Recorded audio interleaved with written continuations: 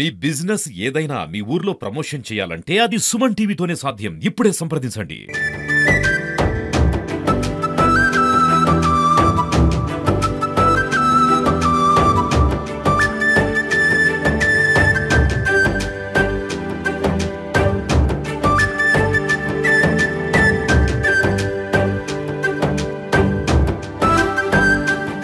Welcome to Suman TV Warangal. మనం హన్మకొండలోని చారిత్రక రుద్రేశ్వర వెయ్యి స్తంభాల దేవాలయంలో ఉన్నాం. ఇప్పటికే దేవాలయంలో కార్తీక శోభ అంతరించుకుంది. ఎందుకంటే తెల్లవారుజాము నుంచే ఇక్కడ సుదూర ప్రాంతాల నుంచి ప్రధానంగా మహిళలు కుటుంబ సభ్యులతో కలిసి పిల్లాపాపలతో కలిసి వందలాది మంది రుద్రేశ్వరిని సందర్శించారు. శివకేశవులకు ప్రీతిపాత్రమైన ఈ మాసంలో రుద్రేశ్వర వెయ్యి స్తంభాల దేవాలయంలో అనేక పర్వదినాలు వైభవంగా జరుపుకుంటారు. ఇప్పుడు కూడా మహిళలకు సంబంధించి వారికి ఆకు వక్క ప్రధాన అర్చకులు గంగు ఉపేంద్ర శర్మ గారి ఆధ్వర్యంలో కార్యక్రమం పంపిణీ జరిగింది. ఇప్పటికే దీపాలంకరణ దీపోత్సవం కూడా జరుగుతుంది. మరి కార్తీక మాసంలో ఏమేం కార్యక్రమాలు చేస్తారు, అసలు కార్తీక మాసం విశిష్టత ఏమిటి, దీనికి సంబంధించి కార్తీక పౌర్ణమి కానీ ఇంతకుముందు జరిగిన నాగుల చవితి కానీ ఈ పర్వదినాలు ఏమేమి వస్తాయి ఈ నెలలో ఇవన్నీ కూడా తెలుసుకుందాం. ప్రధాన అర్చకులు గంగు ఉపేంద్ర శర్మ గారు మనతో ఉన్నారు. స్వామి చెప్పండి, కార్తీక మాసం విశిష్టత చెప్పండి ఫస్ట్.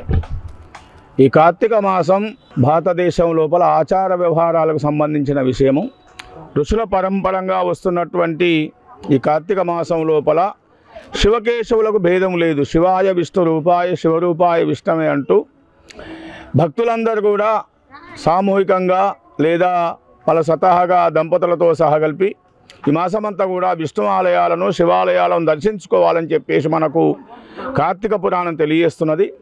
దానికి అనుగుణంగా రాష్ట్ర దేవాదాయ ధర్మాదాయ శాఖ కమిషనర్ గారి ఆదేశానుసారంగా దేవాలయం లోపల ప్రతిరోజు కూడా భక్తులందరికీ కూడా వాళ్ళ గోత్రనామాదులతోని సామూహిక రుద్రాభిషేకాలు మహాన్యాసపూర్వక ఏకాదశి రుద్రాభిషేకాలు నిర్వహించడం జరుగుతున్నది. అదేవిధంగా ప్రతి సోమవారం కూడా దేవాలయ ప్రాంగణంలో దేవాదాయ శాఖ మంత్రి కొండా సురేఖ గారి ఆదేశానుసారంగా సాయంకాల సమయం లోపల మహిళల చేత దీపోత్సవాలు నిర్వర్తించడం, ఉచితంగా కూడా ప్రమిదలు ఒత్తులు నువ్వుల నూనె కూడా అందించాలని చెప్పేసి వారు ఆదేశించారు. దానికి అనుగుణంగా ఈరోజు వెయ్యి స్తంభాల దేవాలయంలో సాయంత్రం ఆంజనేయ స్వామి సన్నిధి లోపల మహిళలందరూ కూడా ముగ్గులు వేసి రంగవల్లులు వేసి మహిళలందరూ కూడా దీపాలు వెలిగించుకోవడం జరిగింది. దానికి అదేవిధంగా మహిళలందరూ కూడా వాయిన దానం, అదేవిధంగా ఒక అరటిపండు, అదేవిధంగా గాజులు, ఆకులు, తమలపాకులు, పీటి ఒక్కలు కూడా అందించడం కూడా జరిగింది. ఎందుకంటే ఈ దీపోత్సవాలను ముఖ్యంగా మహిళలందరూ కూడా ప్రోత్సహించాలని చెప్పేసి దేవాదాయ ధర్మాదాయ శాఖ ఏర్పాటు చేసింది కాబట్టి దానికి అనుగుణంగా కూడా ఏర్పాటు చేసినాం. మేము ఆలయ కార్యనిర్వహణాధికారి అనిల్ కుమార్ గారి పర్యవేక్షణ లోపల ఆలయ సిబ్బంది అందరూ పాల్గొని మహిళలందరూ కూడా అందించడం జరిగింది. ఈ మాసమంతా కూడా అనేకమైనటువంటి కార్యక్రమాలను కూడా ఏర్పాటు చేయడం జరిగింది. ముఖ్యంగా మనకు మన కార్తీక మాసం ప్రారంభ వేళ కూడా స్థానిక పశ్చిమ ఎమ్మెల్యే నారాయణ రెడ్డి గారు ప్రారంభోత్సవం చేయడం, దాని తర్వాత నాగుల చవితి కూడా రావడం, వేలాది మంది మహిళలు దేవాలయ ప్రాంగణంలో ఉన్నటువంటి పుట్టల్లో పాలు పోసుకోవడం, వాళ్ళందరూ కూడా సౌభాగ్యం సంతతి బాగుండాలని చెప్పేసి కన్యకలకు అవివాహితులకు ముఖ్యంగా కళ్యాణోత్సవం జరగాలని చెప్పేసి మహిళలందరూ పూజలు చేసుకున్నారు, స్వామివారిని దర్శించుకున్నారు. అదేవిధంగా ఇలా కార్తీక మాసం ప్రథమ సోమవారం ఉదయం 4 గంటలకు సుప్రభాత సేవానంతరం ఉత్తిష్ట గణపతి పూజ చేసి మహాన్యాసపూర్వక ఏకాదశి రుద్రాభిషేకం నిర్వర్తించిన అనంతరం భక్తులందరూ కూడా గోత్రనామాదులతో సామూహిక రుద్రాభిషేకాలు నిర్వర్తించడం జరిగింది. కాబట్టి మాసమంతా కూడా ధాత్రినారాయణ స్వామి కళ్యాణోత్సవాలు, ఉసిరిక పూజలు, తులసి పూజలు, అదేవిధంగా రావి చెట్టు ప్రదక్షిణలు ఇవన్నీ చేయడం వల్ల పుణ్య ఫలితాలు వస్తాయని చెప్పేసి మనకు పురాణాలు భవిష్యత్ పురాణం తెలియజేస్తున్నది. అదేవిధంగా అన్నదానాలు, అన్న పూజలు, వస్త్రదానాలు, అదేవిధంగా లక్ష బిల్వార్చనలు, లక్ష తులసి అర్చనలు, లక్ష పుష్పార్చనలు కూడా ఈ దేవాలయంలో నిర్వర్తించడం జరుగుతుంది. అదేవిధంగా మహాశివరాత్రి రోజున అంగరంగ వైభవంగా రుద్రేశ్వర స్వామివారి యొక్క కళ్యాణోత్సవం కూడా నిర్వర్తించడం జరుగుతుందని చెప్పేసి తెలియజేస్తూ ఉన్నాం. స్వామి కార్తీక పౌర్ణమి కూడా ఈ మాసంలో వస్తుంది. ఏ రోజు వస్తుంది, దానికి సంబంధించిన ఏర్పాట్లు ఎలా ఉండబోతున్నాయి?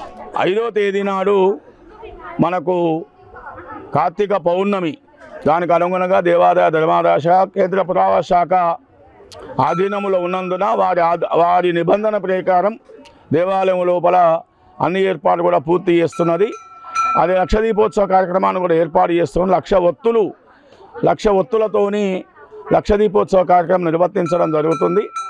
కాబట్టి భక్తులందరూ కూడా మహిళలు ఈ మాసమంతా కూడా పాల్గొని దీపోత్సవాలు నిర్వర్తించుకోవడం, అదేవిధంగా మీ మాంగళ్య బలం బాగుండాలని చెప్పేసి కోరుకోవడం, దీపం జ్యోతి పరంజ్యోతి అంటూ ఆ దీపాలు వెలిగించుకోవడం, ముఖ్యంగా ఆలయ ప్రాంగణంలో ఉన్నటువంటి దేవతా వృక్షాల మొదట్లో పెట్టకుండా దూరంగా పెట్టడం వల్ల కొంత చెట్లు బ్రతికే అవకాశం ఉంటుంది. లేకపోతే ఇప్పటికే 2-3 మారేడు చెట్లు 30 సంవత్సరాల నుంచి సాదుకున్నటువంటి పెంచి పోషించుకున్నట్టు చెట్లు కూడా దీపాల వల్ల కొంత పడిపోవడం కూడా జరిగింది. కాబట్టి మహిళలందరి కోసం వాటి ప్రత్యేకంగా విజ్ఞప్తి చేస్తున్నాము.